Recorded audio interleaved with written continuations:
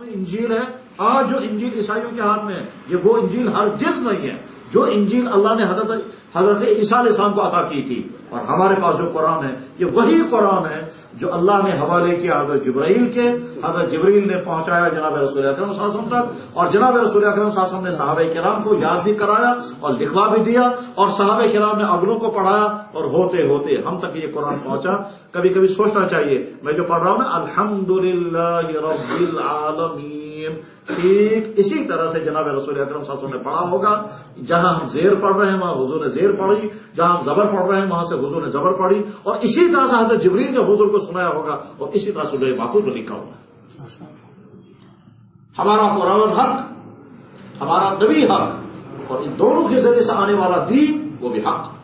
ان الدین عند اللہ الاسلام. اسے اللہ تعالیٰ فرماتے ہیں اے انسانوں اب میں کسی اور دین کو قبول کرنے کے لیے تو میں تو ایک ہی اسلام لے کر کے آؤ گے تو قبول ہوگا، اس کے علاوہ نہیں. وَمَن يَبْتَغِ غَيْرَ الْإِسْلَامِ دِينًا فَلَن يُقْبَلَ مِنْهُ. اسلام کے علاوہ کوئی اور دین لے کر آؤ گے ہرگز قبول نہیں ہوگا. تو میرے بھائیو اللہ ہی کو حق ہے دین طے کرنے کا، کون سی چیز جائز کون سی چیز ناجائز، کیونکہ اللہ خالق و مالک ہے.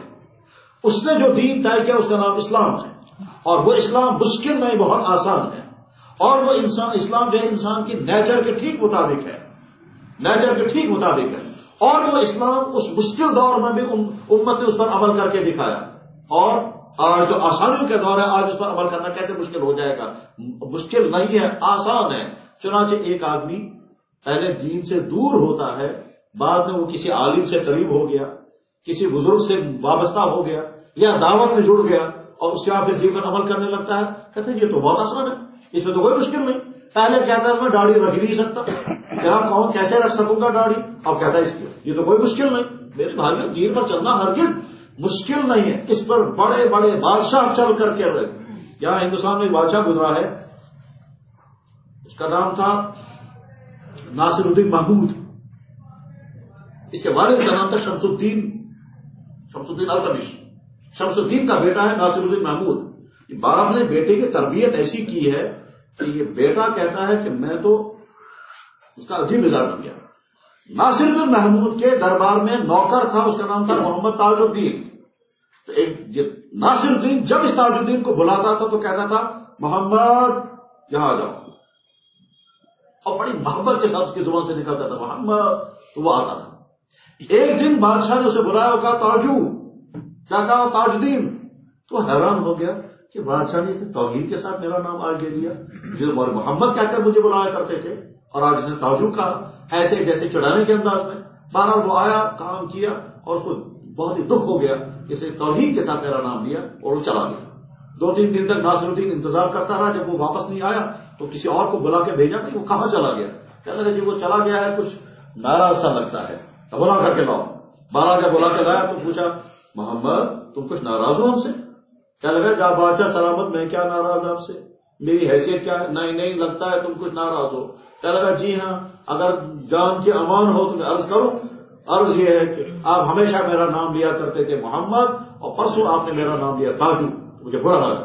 آپ نے ایسا جیسے چڑھایا مجھے، تو اس لیے مجھے تو برا لگا، میں چلا گیا. کیا لگا ہاں بالکل صحیح ہے، واقعی ہم نے اس دن تمہارا نام تاجو لیا تھا، مگر بات سنو، جب سے ہم بالغ ہوئے تب سے ہم نے بے وضو کبھی لفظ محمد زبان سے نہیں کہا ہے. اور جب میں ہم تمہیں بلاتے تھے اس وقت ہم باوضو ہو، بادشاہ ہے نا بادشاہ انداز میں، جب ہم تمہیں بلاتے تھے ہم ہمیشہ کہتے تھے محمد، تب ہم باوضو ہوا کرتے تھے. سوء اتفاق اس دن ہمارا وضو باقی نہیں تھا، اس لیے ہماری طبیعت نے گوارا نہیں کیا کہ بے وضو ہو کر زبان سے لاچار ہو کر کے ہم نے کہا تھا تاجو. جب یہ واقعہ میں نے دیوبند میں سنا تو میں نے کہا واللہ اعلم واقعہ ہے بھی صحیح یا نہیں. اگر کہیں بیان کریں گے، کسی آدمی نے پوچھا بھائی کہاں ہے لکھا ہوا، تو تحقیق تو کرنی چاہیے. تو تحقیق شروع کی. بہرحال تحقیق ہے. علی گڑھ یونیورسٹی میں ایک وائس چانسلر گزرے ہیں پروفیسر خلیق احمد نظامی. انہوں نے بہت ساری کتابیں لکھی ہیں، بہت بڑے مورخ بھی تھے وہ پروفیسر خلیق احمد نظامی. اور ان کا علمی تعلق حضرت مولانا علی میاں رحمہ اللہ تعالیٰ کے ساتھ بہت گہرا تھا. بلکہ ایک مرتبہ حضرت مولانا علی میاں نے ان سے فرمایا خلیق صاحب آپ ندوے آ کر کے تقریر کریں.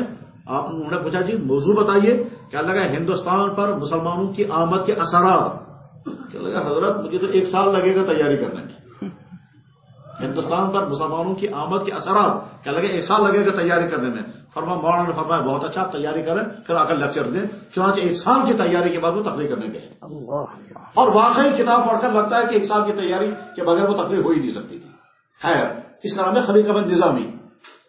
خلیق صاحب نظامی نے کتاب لکھی ہے سلاطین دہلی کے مذہبی رجحانات، اس پر یہ واقعہ موجود ہے. ناصر الدین محمود. اسی طرح سے شیخ عبدالحق بہادر دہلوی رحمہ اللہ تعالیٰ کی کتاب اخبار الاخیار، اس میں بھی کتاب موجود. اسی طرح سے سید صباح الدین عبد الرحمان کی لکھی ہوئی کتاب ہے، اعظم گڑھ سے چھپی ہے، بزم المملوکیہ، اس میں بھی یہ واقعہ موجود ہے کہ ناصر الدین محمود اتنا محتاط انسان تھا کہ اس نے اپنی زبان سے بے وضو لفظ محمد کہنا گوارا نہیں کیا. آج ہم کہیں گے دین پر چلنا مشکل ہے، حالانکہ اگر کسی مفتی سے پوچھیں گے کہ جناب بے وضو محمد کہنا کوئی گناہ ہے، کہیں گے کوئی گناہ نہیں ہے. پھر یہ بادشاہ کیا کر رہا ہے؟ کہیں گے یہ عشق کے معراج ہے، یہ محبت کی انتہا ہے. کہ انسان کہتا ہے کہ اگرچہ میرے دین نے نہیں کہا مگر میں اہتمام کرتا ہوں، بغیر وضو کے حضور کا نام ہی مبارک میں زبان سے نہیں رہوں گا. بادشاہوں نے اس طرح سے عمل کر کے دکھایا. آج ہم ایمان والے کہیں گے دین مشکل ہے، میرے بھائیو دین بالکل آسان. اب جب دین آسان ہے تو ہر ایمان والے کی ذمہ داری ہے وہ یہ سیکھے کہ دین ہے کیا چیز. تو میرے بھائیو، علماء دین سکھاتے ہیں، سمجھاتے ہیں، دعوت و تبلیغ میں دین بتایا جاتا ہے، سکھایا جاتا ہے. اگر مختصر لفظوں میں سمجھایا جائے تو دین 3 چیزوں کا نام ہے. نمبر 1 کچھ چیزیں ماننی ہے. نمبر 2 کچھ کام کرنے. نمبر 3 کچھ کاموں سے بچنا. ماننا، کرنا اور بچنا. ماننا کیا ہے؟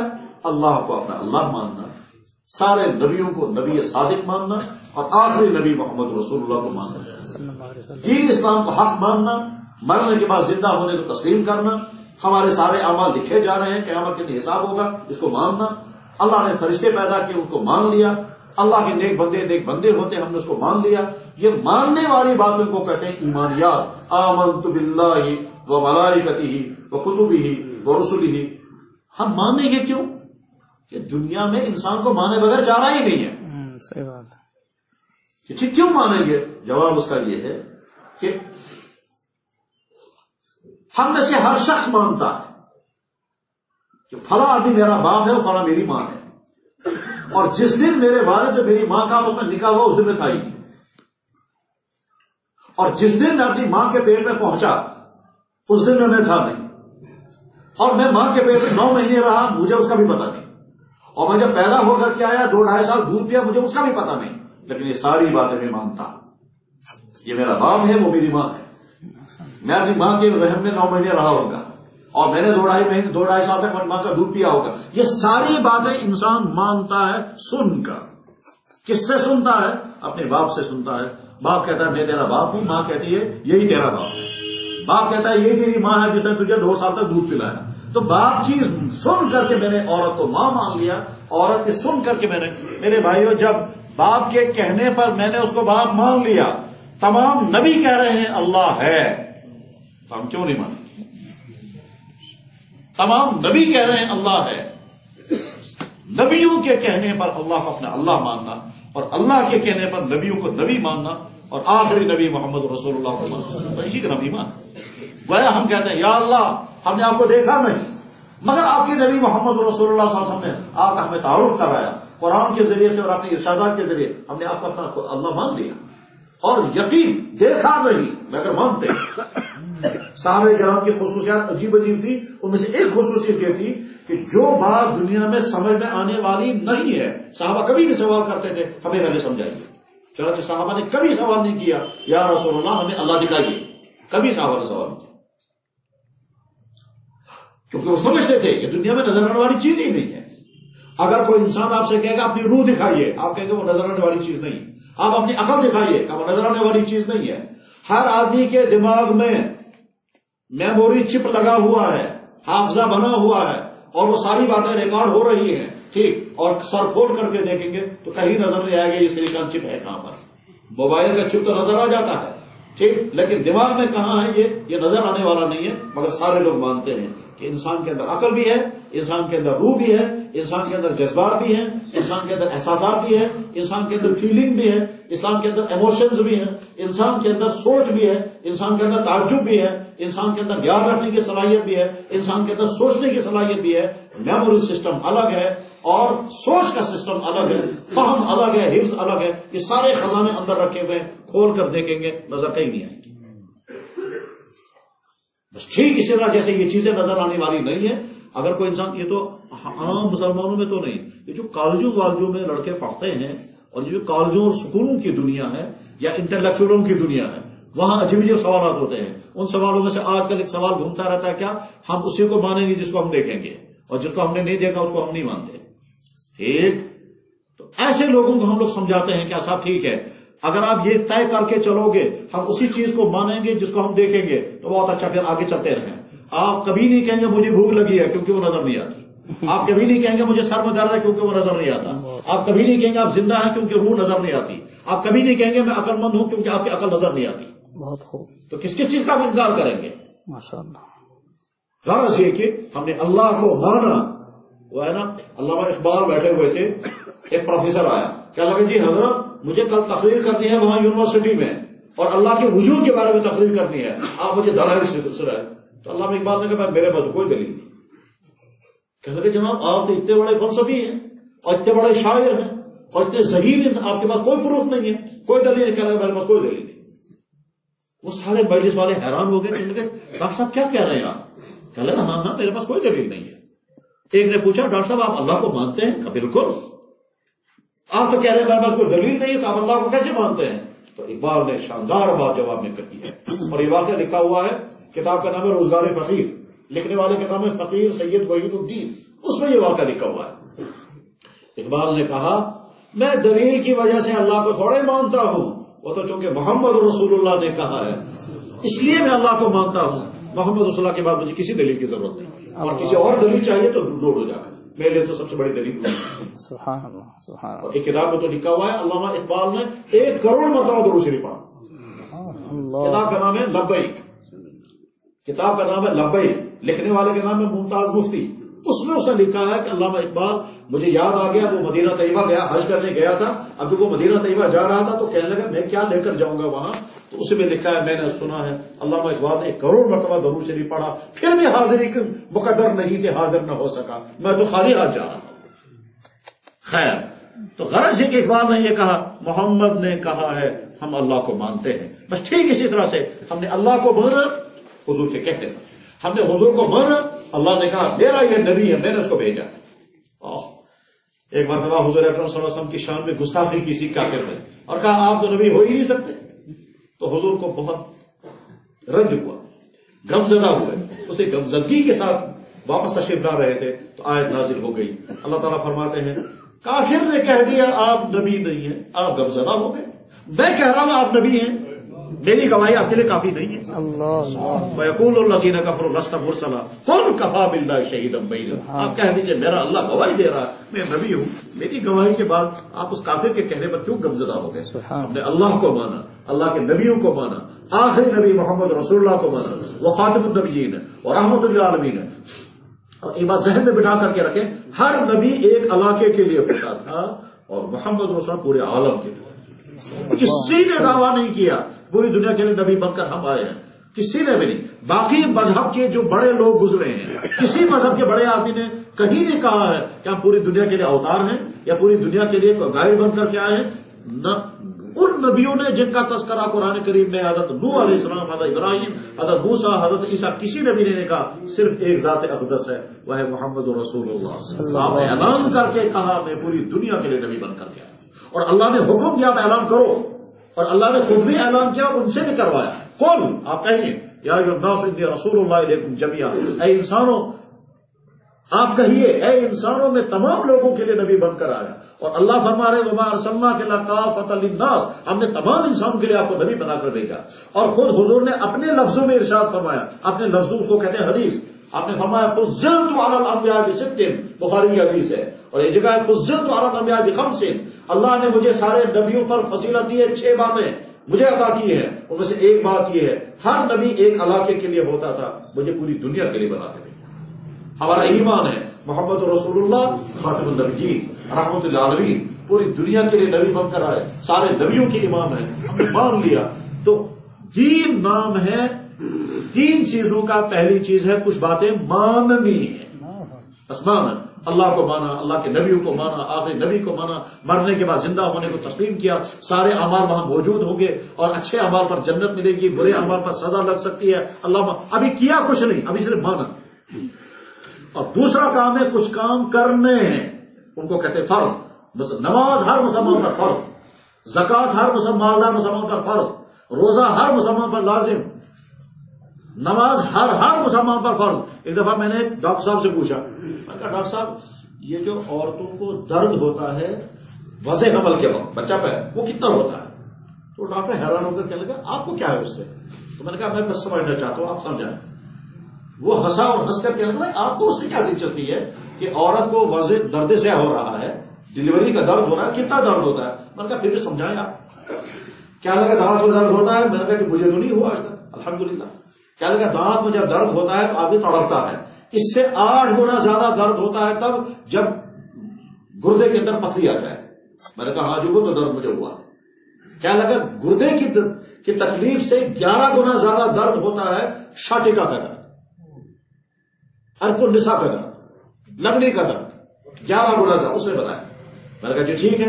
کیا لگا شاٹکا کا درد اتنا ہوتا ہے کہ جب اس کو درد ہوتا ہے پورا محلہ جاگنے لگتا ہے، گھر والے بھی نہیں سو سکتے ہیں، اتنا درد ہوتا ہے، اتنا بیمار اتنا چیختا ہے۔ میں نے کہا جی ٹھیک ہے۔ کیا لگا شاٹکا کے درد میں، لگڑی کے درد میں جتنی تکلیف ہوتی ہے اس سے 70 گنا زیادہ تکلیف ہوتی ہے اس وقت عورت کو جب بچہ پیدا ہو۔ اللہ اکبر، اللہ۔ اب پوچھنے لگا جی آپ کیوں پوچھ رہے تھے؟ میں نے کہا میں اس لیے پوچھ رہا تھا کہ ایک عورت کو بچہ پیدا ہو رہا ہے، وہ درد ہو رہا ہے کہ بچہ پیدا نہیں ہوا، اس درد میں ہے اور نماز کا وقت آ گیا، تو یہ عورت اگر کہتی یا اللہ میں اتنی مشکل ترین تکلیف میں ہوں، ایسی سخت تکلیف میں ہوں، نماز معاف ہو جائے گی؟ اللہ تعالیٰ کی طرف سے جواب ہے کہ نماز معاف نہیں ہے، یہ پڑھنی پڑے گی۔ اللہ اللہ اللہ اللہ۔ ایسی مشکل حالت میں بھی نماز معاف نہیں ہو رہی، یا اللہ میں تو نہیں پڑھ سکتی، ہاں اللہ کی طرف سے جواب آ سکتا ہے میری بندی تو پڑھ نہیں پائے گی اس تکلیف میں، مگر معاف نہیں ہے، پڑھنی پڑے گی، اب پڑھو نہیں تو قضا پڑھ لینا، مگر معاف نہیں۔ جو نماز ایسی مشکل حالت میں معاف نہیں ہو رہی ہے وہ نماز ہمارا میں کیسے معاف ہو جائے گی؟ اب بچہ ہو گیا، بچہ ہونے کے بعد اب اللہ تعالیٰ فرماتے ہیں ہاں ہم نے تم کو اب نماز تب تک معاف کر دی جب تک تم کو بلیڈنگ ہوتی رہے گی، جب تک تمہیں خون آتا رہے گا، نفاس کا خون، اب اللہ نے اوپر سے معاف کر دیا۔ یا اللہ اس وقت تو ابھی 1 گھنٹہ پہلے اتنی سخت تکلیف میں تھی، میں آپ نے معاف نہیں کی، اور اب میں بچہ باہر آ گیا، تکلیف ختم ہو گئی، اب تو میں پڑھ سکتی ہوں۔ اللہ فرمایا نہیں صاحب اب تمہیں خون چالو ہے، تم پاک ہو نہیں سکو گی، تو اس لیے تمہیں معاف کر دی۔ جو نماز ایسی مشکل حالت میں بھی معاف نہیں ہو رہی ہے میرے بھائیوں، عام حالت میں کیسے معاف ہو جائے گی؟ یہ تو ہے عورتوں کا مسئلہ۔ اور مرد، اگر ایک مرد ایسی جگہ پر ہے جہاں بارش کی طرح سے گولیاں برس رہی ہیں اس پر، ٹھیک ہے، اور نماز کا وقت آ گیا تو نماز معاف ہو جائے گی کہ نہیں؟ معاف نہیں ہوتی۔ جو وہ پڑھے گا کیسے کہ پڑھ پائے گا تو بہت اچھا، نہیں پڑھے گا تو قضا ہوگی، مگر پڑھنی لازم ہے۔ حدیث کی کتابوں میں صلاۃ الخوف کا بیان آتا ہے اور اس میں اللہ کے نبی صلی اللہ علیہ وسلم کیسے نماز پڑھوائی صحابہ کرام کو کہ ایک رکعت پڑھائی، پھر ان کو وہاں محاذ پر بھیج دیا، پھر وہاں سے جماعت واپس آئی، لمبا۔ جو نماز ایسی مشکل حالات میں بھی معاف نہیں ہوتی ہے وہاں حالات میں کیسے معاف ہو جائے گی؟ تو دین نام ہے 3 چیزوں کا، کچھ چیزیں ماننی ہیں، کچھ چیزیں کرنی ہیں۔ کرنے والے کاموں میں نماز، روزہ، زکوٰۃ، حج، ہر ایمان والے کو ضروری ہے کہ وہ سیکھے اللہ نے مجھے بالغ ہو گیا، نماز مجھے کیسے پڑھنی ہے اور کون سی پڑھنی ہے، اللہ نے مجھے مال دے دیا، زکوٰۃ کیسے مجھے ادا کرنی ہے، اللہ نے مجھے رمضان آ گیا مجھے روزے کیسے رکھنے ہیں، اللہ نے مجھے مال ادا کیا میں حج عمرے کیسے کروں گا۔ یہ تو کرنے والے کام ہیں، اور بچنے والے کام بھی اللہ نے متعین کر دیے ہیں۔ شرک اللہ نے حرام کر دیا، اس لیے ایک قوم تو وہ ہے جو پتھروں کے سامنے سج ٹیکتی ہے، اور ایمان والا ہونے کے باوجود کسی بزرگ کی قبر پر جا کر سجدہ ٹیکے گا اور یہ کہے گا کہ بزرگوں کی محبت، اولیاء کی محبت یہ ہے، یہ محبت نہیں ہے، یہ شرک ہے، یہ حرام ہے۔ بزرگ ہے، اللہ کا مقرب بندہ ہے، مگر وہ خدا نہیں ہے۔ اس پر سجدے کرنا، اس پر طواف کرنا، ان کو خدا ماننا، ان کو یہ کہنا میری بگڑی بنا دے، نہیں، یہ شرک ہے. اور اللہ کے نبی علیہ السلام سے جب پوچھا جاتا تھا یا رسول اللہ بڑے بڑے گناہ کون سے ہیں، سئل رسول اللہ صلی اللہ علیہ وسلم عن الکبائر، اللہ کے نبی سے پوچھا گیا یا اللہ کے نبی بڑے بڑے گناہ کون سے ہیں، اور ایک حدیث میں آپ نے خود فرمایا الکبائر بڑے بڑے گناہ یہ ہیں الاشراک باللہ، اللہ کے ساتھ کسی کو شریک ہے. وہ کام جو صرف اللہ کے لیے ہے وہ کسی بندے کے لیے نہیں کر سکتے. سجدہ اللہ کے لیے ہے، جانور ذبح کرنا قربانی اللہ کے لیے ہے، وہ کسی بزرگ کی قبر پر ذبح نہیں ہوگا. جو کام طواف کرنا، ہمارے یہاں ایک دفعہ کچھ لوگوں نے مہم چلائی، کیا صاحب کہنے لگا بھائی لوگوں جو لوگ مکہ مکرمہ حج کرنے کے لیے نہیں جا سکتے وہ اجمیر حج کرنے کے لیے چلے. اور جناب لوگوں کے بھیڑ کی بھیڑ جمع ہو گئی. کیا صاحب جب اجمیر میں حج ہو جاتا تو ہم اجمیر والا حج کرنے جائیں گے. یہ عوام اللہ کے گھر کا ہوگا اور کسی جگہ کا نہیں ہوگا. سجدہ اللہ کا ہوگا، اللہ کے علاوہ کسی کو نہیں ہوگا. جانور اللہ کے نام پر ذبح ہوگا، کسی اور کے نام پر وہ نہیں ہوگا. غرض یہ فیصلے اللہ کی طرف سے آتے ہیں، انسانوں کے ذریعے سے فیصلے نہیں آتے. فیصلے عطا کرنے والی ذات اللہ کی ہے، کوئی مخلوق نہیں. مخلوق ہے، وہ بندہ اللہ کا مقرب بندہ ہو سکتا ہے مگر اللہ نے اختیارات سارے اپنے ہاتھ میں رکھے.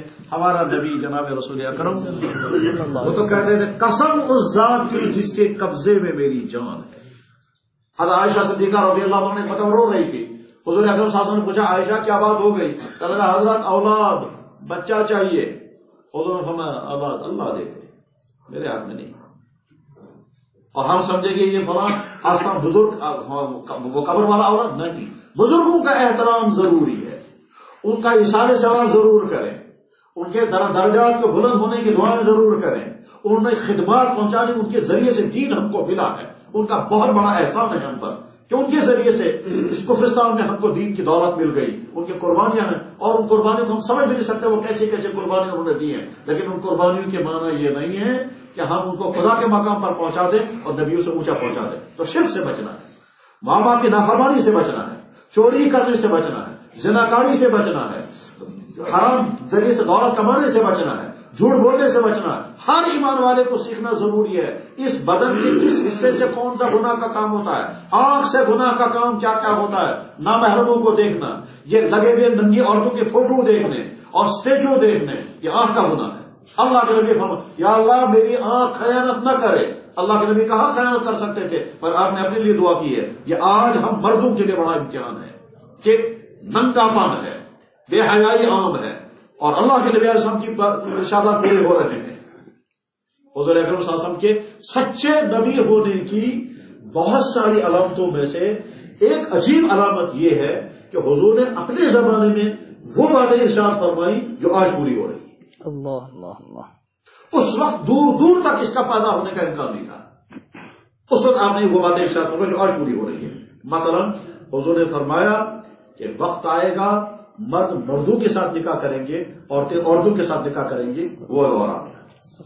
آج تقریباً 20-30 ملکوں میں قانون بن گیا کہ مرد مردوں کے ساتھ نکاح کریں گے، عورتیں عورتوں کے ساتھ نکاح کریں گے اور کوئی دخل نہیں دے سکتا. یہاں تک کہ جہاں بھی ایک کورٹ نے فیصلہ کیا تھا کہ صاحب یہ قانون ضرور بننا چاہیے کہ مرد مردوں سلام محمد رسول اللہ کی بارگاہ میں انہوں نے 1500 سال پہلے بتا دیا ایسا ہونے والا ہے. ٹھیک، یہ سچے نبی ہونے کی علامت ہے. اسی طرح سے اللہ کے نبی علیہ الصلوۃ والسلام نے فرمایا، کیا فرمایا؟ ایک وقت آئے گا عورتیں کپڑے پہننے کے باوجود ننگی ہوں گی. وہی دور آج، اور یہ مردوں کے لیے امتحان ہے.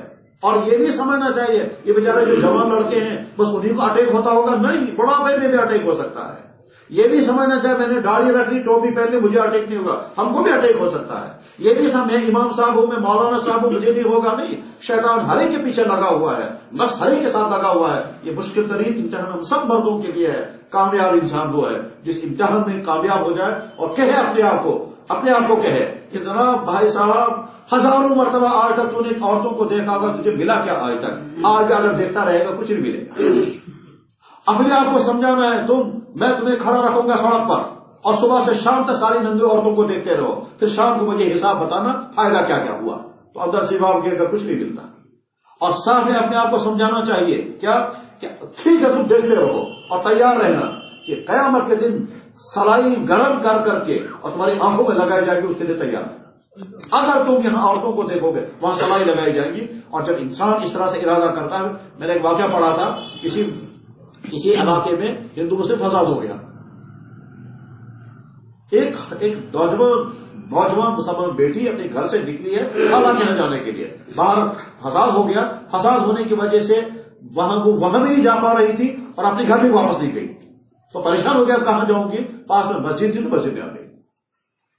اب باہر فساد ہے، بیٹی جو ہے وہ جوان بیٹی مسجد میں آ گئی، مسجد میں امام صاحب ہیں، امام صاحب نے کہا آپ یہاں کیوں آ گئی؟ انہوں نے کہا اور کہاں جاؤں گی میں وہاں خالہ کے بھی نہیں جا سکتی، وہ دور ہے، واپس اپنے گھر بھی نہیں جا سکتی، اس لیے بھی یہی آ گئی۔ اس نے بھی زیادہ اصرار نہیں کیا، بہرحال یہ بیٹی وہی ہے، شام ہو گئی۔ اب شام ہو گئی، امام صاحب سوچنے لگے میرے پاس کمرہ ایک ہے اور میں بھی اکیلا ہوں اور میں خود جوان ہوں اور یہ بھی جوان ہے، اب اس کو کھلاؤں گا کیا اور رکھوں گا کہاں، میں واپس بھی نہیں نکال سکتا۔ بارہ بار دیر نہ خاصا اس نے کہا ٹھیک ہے اسی کمرے میں رہیں گے۔ اب رہیں کمرے میں، امام صاحب اکیلے نے نماز پڑھی، نماز پڑھنے کے بعد دیکھتا ہے کمرے میں ایک خاتون جوان بیٹی ہے اور یہ بھی جوان ہے، تو رات میں شیطان کا اٹیک شروع۔ اس کو کہا جناب یہ ایک بستر ہے آپ سو جاؤ۔ اس بیچاری کو نیند کہاں آتی، یہ نوجوان امام صاحب جو ہے اس نے موم بتی جلائی اور کتاب کھول کے بیٹھ گیا۔ اب تھوڑی دیر کے بعد انگلی رکھتا ہے موم بتی پہ، جب انگلی جلنے لگتی ہے تو فوراً واپس نکال کر پھونک مارتا ہے اور پھر مطالعہ کرتا رہا۔ تھوڑی دیر کے بعد پھر انگلی رکھتا ہے، ساری رات اسی طرح سے، اور وہ بیٹی دیکھتی رہی ہے۔ صبح کو اس کا والد ڈھونڈنے کے لیے نکلا تو وہ خالہ کے یہاں پوچھا تو وہاں بیٹی ملی نہیں۔ بہرحال تو مجبور ہو کر کے امام صاحب کے پاس پہنچا کہ امام صاحب کل ہمارے گھر سے بیٹی نکلی تھی، وہ خالہ کے یہاں جا رہی تھی، وہ پہنچ نہیں پائی ہے، تو پریشانی ہے، کیا کریں آپ کہاں ڈھونڈے؟ اس نے کہا کہ وہ تو میرے کمرے میں۔ ابا جان کو بڑی خوشی ہو گئی، آ گیا بیٹی کو کہ چلو بہت اچھا ہوا تم نے یہاں رات گزاری، امام کے پاس رہی، ٹھیک۔ تو بیٹی نے کہا بیٹی ٹھیک طرح رہی؟ تو کہنے لگا جی ٹھیک طرح سے، کوئی پریشانی تو نہیں ہوئی؟ کہنے لگا کوئی پریشانی نہیں، مگر آپ امام صاحب سے پوچھیں یہ رات کو کیا کر رہے تھے؟ جو بھی ابا جان نے یہ سنا تو وہ اس کے ذہن میں آ گیا اس نے شاید چھڑا ہوگا میری بیٹی کو، تو اس نے فوراً ہاتھ کیا کیا تھا صاحب آپ نے؟ انہوں نے کہا جناب میں نے تو کچھ نہیں کیا۔ کہنے لگے تو کہہ رہی ہے بیٹی کیا کیا آپ نے رات میں؟ کہنے لگے میں نے کچھ نہیں کیا، آپ اس کو گھر لے جا کے پوچھو۔ بیٹی کہتی ابو آپ گرم غصے نہ ہو، ان سے پوچھیں یہ انگلی منہ پتے پہ کیوں رہتے تھے؟ اس نے پوچھا بھائی کیا کر رہے تھے آپ؟ کہنے لگا جی کچھ نہیں کر رہا تھا، آپ لے جاؤ اپنی بچی کو۔ کہنے لگا جو کہہ رہی ہے تو آپ بتا دیجیے کیا کیا تھا۔ کہنے لگا جی بس کیا بتاؤں، جب آپ اصرار کر رہے ہیں تو میں عرض کرتا ہوں جب میرے دل میں برے خیالات ابھرتے تھے تو میں اپنے آپ سے کہتا تھا تیار رہو وہاں جہنم کی آگ جھیلنے کے لیے، اور اس کا ٹیسٹ مجھے ابھی دے دو، اور میں کہتا تھا ٹیسٹ دے دو، اگر تم نے موم بتی کی آگ برداشت کر لی تو پھر وہ برا کام کرنا جس کا تمہارے دل میں داعیہ کہ جہنم کی آگ میں پتا۔ اور جو ہی میں انگلی رکھتا تھا موم بتی پر تو وہ برداشت نہیں ہوتا تھا، میں اپنے آپ سے کہتا تھا جب موم بتی کی تھوڑی سی آگ تو سہ نہ پایا تو جہنم کی آگ کہاں سہ سکے گا۔ یہ کہہ کر کے ساری رات میں نے اپنے آپ کو بچایا اور میری انگلی بھی کالی ہو گئی جل جل کر کے، ٹھیک اس طرح سے اسے چنانچہ وہ آدمی اپنی بیٹی کو لے کر اپنے گھر گیا اور جا کر بیوی سے کہتا ہے کہ بہت دن سے ہم داماد ڈھونڈ رہے تھے اور اللہ نے داماد بھیج دیا، مسجد میں امام صاحب سے بہتر امام۔ انسان جب برائی سے بچنے کا ارادہ کرتا ہے تو اپنے آپ کو بچا لے، تو ہر ایمان والے کی ذمہ داری ہے کہ وہ معلوم کرے اللہ نے کون کون سی چیزیں میرے لیے حرام کی ہیں، جو چیزیں حرام کی ہیں ان سے جب انسان بچتا ہے تو یاد رکھیں اللہ کے حکم کی وجہ سے جب انسان کسی حرام کو چھوڑتا ہے تو اللہ تعالیٰ حلال کی لذت عطا کرتے ہیں۔ ایک دفعہ ایک واقعہ لمبا ہو جائے، میرے بھائیوں اللہ نے ہم کو ایمان کی دولت عطا کی، اسلام کی نعمت ملی، اس لیے ہم اپنے عقائد بھی صحیح کریں گے، اپنے اعمال بھی صحیح کریں گے اور برائیوں سے بھی اپنے آپ کو بچائیں گے۔ جو جوانی کی زندگی میں ہے آپ کے لیے بہت مشکل امتحان ہے آج کے دور میں، اپنی جوانی کی خود حفاظت کریں۔ جوانی کی زندگی میں اپنی حفاظت کرنا آج بہت مشکل ہے، مگر اس کے بغیر کوئی چارہ کار نہیں ہے، اپنی جوانی کی حفاظت کریں۔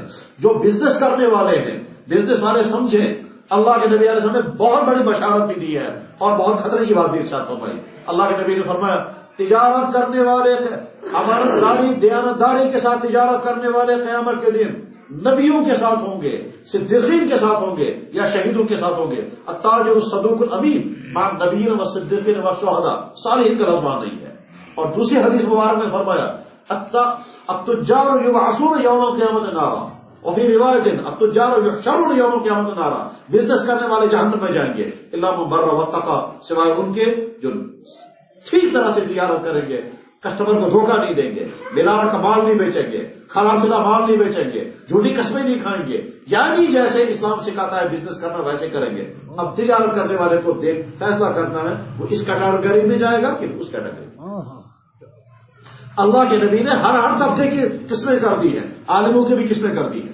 علماء فرمایا علماء ورثۃ الانبیاء، علماء جو ہے وہ نبیوں کے وارث ہیں، نبیوں کے ذریعے سے انسانوں کو جو ملتا ہے علماء اس چیز کو لے کر امت کو پہنچاتے ہیں. اور دوسری حدیث میں ارشاد فرمایا کہ ایک زمانہ آئے گا مسجدیں عالیشان ہوں گی مگر ہدایت سے خالی ہوں گی، اسلام کا نام ہوگا مگر عمل نہیں ہوگا، قرآن لکھا ہوا ہوگا مگر زندگی میں. اس کے بعد آگے فرمایا سیات علی الناس زمن لا یبقى من الاسلام الا اسمه ولا يبقى من القرآن الا رسمه مساجدها عامرة وهي خراب الهدى. اس کے بعد آگے فرمایا علماؤهم شر تحت عدیم السماء، ان کے عالم اس آسمان کی چھت کے نیچے بدترین مخلوق ہیں. عالموں کو یہ فیصلہ کرنا اس طبقے میں اس طبقے میں وہ علماء جو امت کو فتنوں میں ڈالیں گے، جو غلط راستہ دکھائیں گے، جو دین کی تحریک کر کے امت کو عقائد بگاڑیں گے، اللہ حفاظت فرمایا ہو سکتا ہے اس طبقے میں چلے جائیں. اس لیے عالموں کے بھی دو طبقے، تاجروں کے بھی دو طبقے، جوانوں کے بھی دو طبقے کیے. ہم اچھا ایمان والا بنیں گے، اچھے مسلمان بنیں گے. اللہ نے ایمان کی دولت ہمیں عطا فرمائی ہے، اسلام کی دولت عطا فرمائی، دین حق اللہ نے ہم کو عطا فرمایا. اس دین حق سے بے وفائی نہیں کریں گے. اور میں حدیث سنا کر کے بات ختم کرتا ہوں. جناب رسول اکرم صلی اللہ علیہ وسلم نے جب حج فرمایا اس کو کہتے ہیں حجۃ الوداع. حجۃ الوداع اس لیے کہتے ہیں کہ اللہ کے نبی نے اس میں الوداع کہا، بس میں رخصت ہونے والا ہوں اور اس میدان میں اب تم سے ملاقات نہیں ہوگی. حضرات صحابہ ہی سمجھ سکتے ہیں کہ اس وقت ان کے دلوں پر کیا بیتی ہوگی جب انہوں نے یہ سنا ہوگا کہ اللہ کے نبی میدان عرفات میں فرما رہے ہیں اس میدان میں تم سے یہ آخری ملاقات ہے. اس کے بعد آپ نے بہت نصیحتیں فرمائی، بہت اہم ترین ارشادات فرمائے. حجۃ الوداع کا خطبہ اسے کہتے ہیں، اور وہ خطبہ جو ہے وہ حدیث کی اور سیرت کی مختلف کتابوں میں الگ الگ آتا ہے. حدیث کی کتابوں میں سے ایک کتاب ہے سنن ابن ماجہ. اس سنن ابن ماجہ میں یہ جملہ لکھا ہوا ہے کہ آپ نے حجۃ الوداع کے خطبے میں یہ بھی فرمایا. کیا فرمایا؟ ایھا الناس، لوگو، انی فرضتکم علی الحوض، میں تم سے پہلے رخصت ہونے والا ہوں. پھر فرمایا انی مقاتل بکم الامم، جب تم وہاں میرے پاس پہنچو گے تو میں دوسری قوموں پر فخر کروں گا، دیکھو میری امت کے لوگ کتنے اچھے ہیں. اس کے بعد فرمایا فلا تسودوا وجہی، خبردار اس حال میں میرے پاس وہاں مت پہنچنا کہ تمہاری وجہ سے مجھے وہاں شرمندگی اٹھانی پڑے. یعنی اللہ فرمائیں گے یہ آپ کی امت کے لوگ ہیں، یہ بگڑے ہوئے جوان، یہ بگڑے ہوئے تاجر، یہ ظلم کرنے والے حکمران، یہ بے حیا عورتیں، یہ بے پردہ عورتیں، یہ بے نمازی، یہ ظلم کرنے والے، یہ چوریاں کرنے والے. غرض یہ کہ تم ایسی زندگی لے کر کے مت آنا کہ تمہاری وجہ سے وہاں میرا چہرہ سیاہ ہو جائے. فلا تسودوا وجہی، اس لیے ہم عہد کر کے اٹھیں گے انشاءاللہ، ہم ایسی زندگی گزاریں گے کہ قیامت کے دن اللہ کے نبی علیہ السلام کو ہم سے کوئی تکلیف نہ ہو، اللہ کے نبی علیہ السلام کو ہماری وجہ سے کوئی دکھ نہ ہو.